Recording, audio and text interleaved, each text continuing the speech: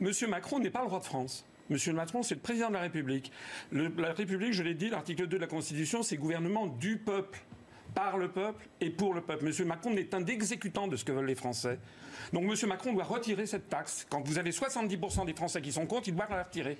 Parce que ce qu'il faut bien comprendre, c'est que ce mouvement, c'est maintenant un mouvement de rejet général de la personne de Monsieur Macron. C'est la raison pour laquelle. Non. Oui.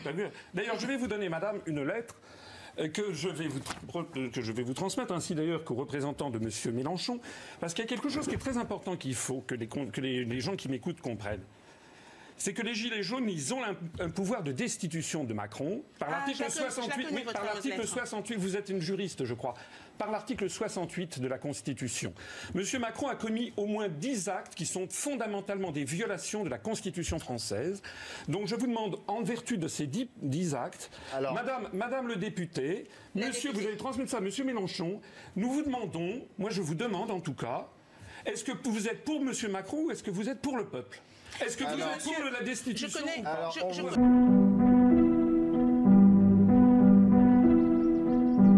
Monsieur le député, soutenant le mouvement des Gilets jaunes, je vous demande solennellement d'user du pouvoir qui est le vôtre, en tant que député de la Nation, pour lancer au Parlement la procédure de destitution d'Emmanuel Macron, en application de l'article 68 de la Constitution.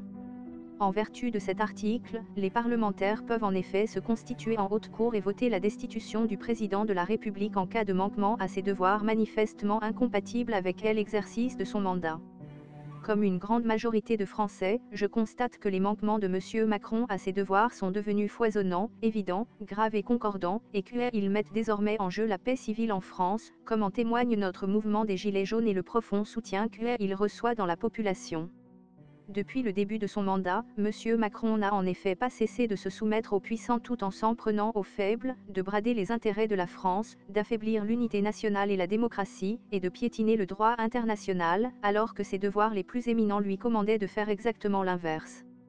Parmi les manquements à ses devoirs manifestement incompatibles avec l'exercice de son mandat commis par le président de la République pour reprendre les termes de l'article 68 de la Constitution, j'attire tout spécialement votre attention sur les points suivants, sans que cette liste soit exhaustive. 1. La paupérisation et la précarisation de pans entiers de la société française, notamment des retraités, des chômeurs et des jeunes, mais aussi des professions indépendantes et libérales, des petits commerçants et des fonctionnaires, par l'augmentation continuelle de la pression fiscale due aux contraintes budgétaires insurmontables que nous impose notre appartenance à l'Union européenne et à l'euro, et par le grignotage continuel des droits sociaux et des protections de toute nature sous l'effet des déréglementations continuelles exigées par l'Union européenne.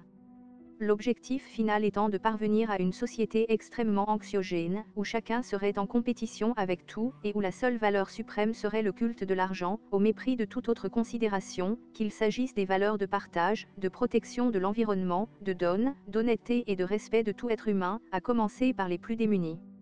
Ce mépris outrageant pour les catégories les plus pauvres et les plus fragiles de la population, illustré par de nombreuses déclarations de M. Macron qui ont scandalisé l'opinion publique, est rendu plus choquant encore par le train de vie fastueux des locataires de l'Élysée, au moment où la misère gagne des pans entiers de la population française. Tout cela constitue une violation explicite de l'article 1er de notre Constitution qui pose que la France est une république sociale. 2. Le bradage d'intérêts stratégiques et de services publics à l'étranger comme le TGV vendu à l'allemand Siemens, le choix de fournitures militaires stratégiques à l'étranger, le concours qu'il a apporté à la vente des turbines d'Alstom à General Electric quand il servait François Hollande, le démantèlement et la privatisation de services publics et de grandes infrastructures publiques, comme l'aéroport de Toulouse et les aéroports de Paris, et bientôt la vente de centaines de barrages hydro-électriques d'EDF à des intérêts privés. 3. Le dénigrement incessant des Français, dès qu'il est en déplacement à l'étranger, d'où il semble se faire un malin plaisir à insulter son propre pays, ou lorsqu'il a demandé qu'on vienne le chercher au moment de l'affaire Benalla, alors qu'il se sait protégé par l'article 67 de la Constitution. Cette critique et ce mépris obsessionnel du peuple français constituent une offense suprême aux principes républicains puisque l'article 2 de notre Constitution pose que le principe de la République est « gouvernement du peuple, par le peuple et pour le peuple ». 4. Le musellement en sa faveur des médias audiovisuels du service public, et la mise au pas de toute pensée libre, en particulier par le vote d'une loi contre les prétendues fake news. 5. Le travail de SAP contre l'unité nationale, illustré notamment par la violation du résultat du référendum alsacien du 7 avril 2013, où les électeurs du Haut-Rhin avaient rejeté à 55,7% la fusion des deux départements d'Alsace, ce que le gouvernement a décidé pourtant d'imposer à partir de 2021. Cette décision de créer une collectivité européenne d'Alsace au mépris de la démocratie locale vise à accélérer la mise en place de l'Europe des régions, c'est-à-dire le démembrement de la France, en violation expresse de la Constitution dont l'article 1er pose que la France est une république indivisible et dont l'article 4 pose que le président de la République est le garant de l'intégrité du territoire.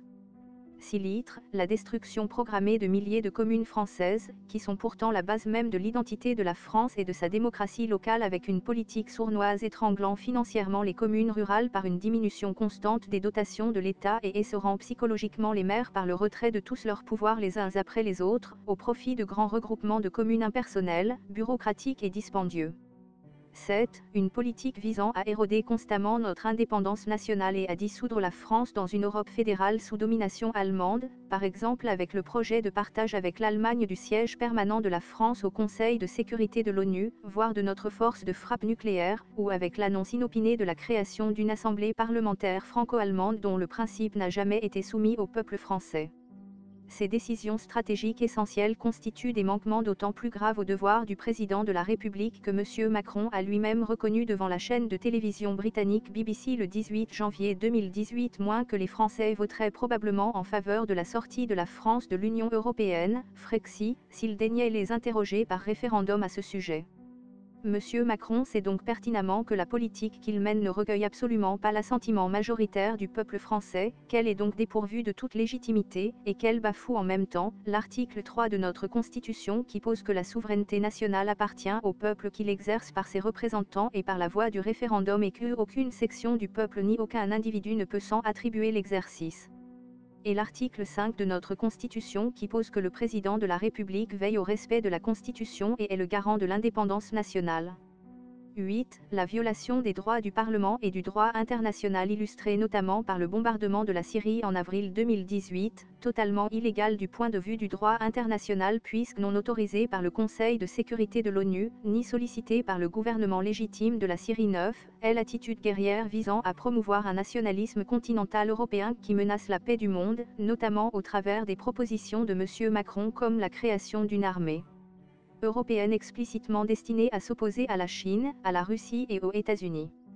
Cette déclaration, aussitôt désavouée par plusieurs gouvernements européens, a provoqué une réaction virulente du président américain qui a rappelé que l'Union européenne est une chasse gardée américaine qui doit surtout payer son écho à elle autant.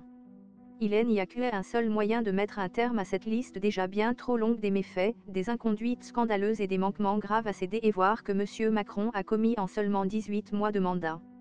Ce moyen, c'est la destitution du président de la République prévue par l'article 68 de la Constitution, que je vous demande solennellement, monsieur le député, de bien vouloir mettre en œuvre immédiatement avec vos collègues de l'Assemblée nationale. Je crois utile de vous signaler que nous rendrons publique votre décision en la matière, de même que sera rendue publique la liste exhaustive des réponses de chacun de vos collègues membres du Parlement. Cette liste publique permettra aux Français de savoir quel député préfère soutenir Macron et quel député préfère soutenir le peuple. Elle permettra en particulier de faire la différence, parmi les députés qui affirment soutenir le mouvement des Gilets jaunes, entre ceux qui le font devant une caméra par simple opportunisme, et ceux qui sont prêts à engager la seule action juridique réelle permettant d'empêcher Macron de continuer à nuire. Dans l'attente de votre prompte réponse, je vous prie d'agréer, monsieur le député, l'expression de mes salutations républicaines.